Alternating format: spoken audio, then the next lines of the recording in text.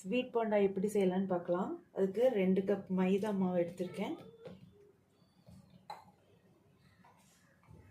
1 tumbler சுகரை வந்து 2 ஏலக்காவோட powder பண்ணி வச்சுருக்கேன். 1 டம்ளர் சுகர் வந்து 1 டம்ளர் சர்க்கரை, அதில் வந்து 2 ஏலக்காய் வந்து பவுடர் பண்ணி வச்சுருக்கேன்.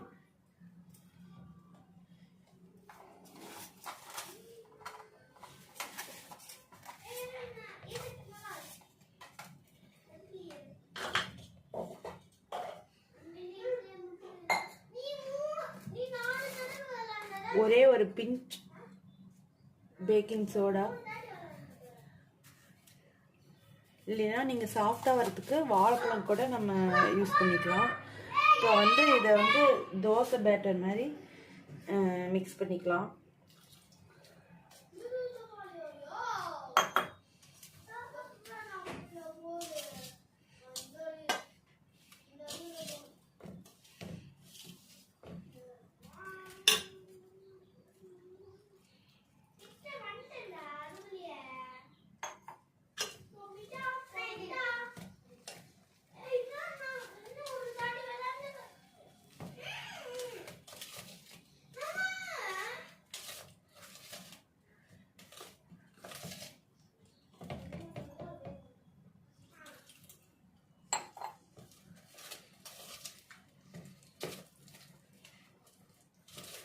நல்லா மிக்ஸ் பண்ணிக்கலாம்.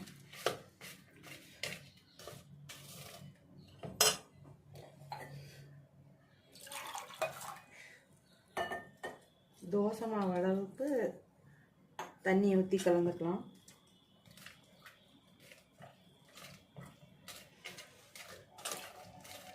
நல்லா கட்டி இல்லாமல் நல்லா நைஸாக பண்ணிக்கலாம்.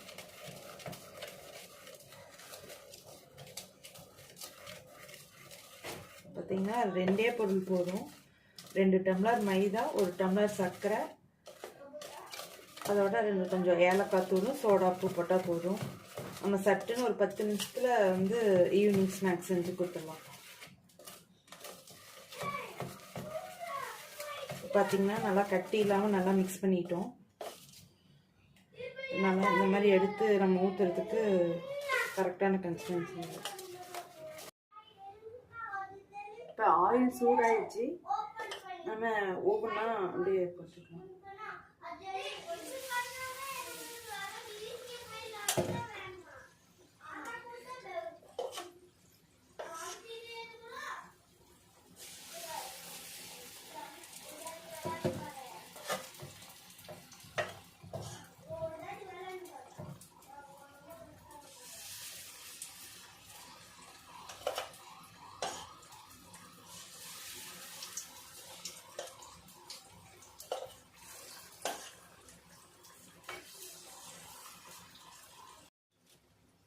ரெடி ஆயிடுச்சு, நம்ம எடுத்துக்கலாம்.